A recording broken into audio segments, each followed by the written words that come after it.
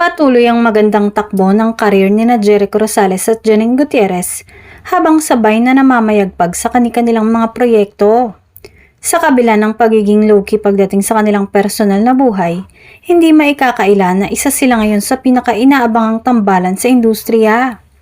Kamakailan lamang ay naging usap-usapan si Jericho dahil sa sunod-sunod na proyektong may mabibigat at hamong papel. Patunay na nananatili siyang isa sa pinakamahusay na aktor ng kanyang henerasyon. Samantala si Janine naman ay patuloy na humahakot ng papuri dahil sa kanyang husay sa pagganap sa iba't ibang genre mula drama hanggang action, na lalong nagpapakita ng kanyang versatility bilang aktres. Ayon sa mga taga-masid ng industriya, malaking bagay ang suportang ibinibigay ng dalawa sa isa't isa, lalo na sa gitna ng kanilang busy na schedule. Bagamat bihira silang magsalita tungkol sa kanilang relasyon, ramdam umano ang respeto at inspirasyong nagmumula sa kanilang partnership. Sa ngayon, abala pa rin sina Jericho at Janine sa kanilang mga project. Ngunit hindi maiwasang umani ng interes ang publiko sa posibilidad ng muli nilang pagsasama sa isang proyekto.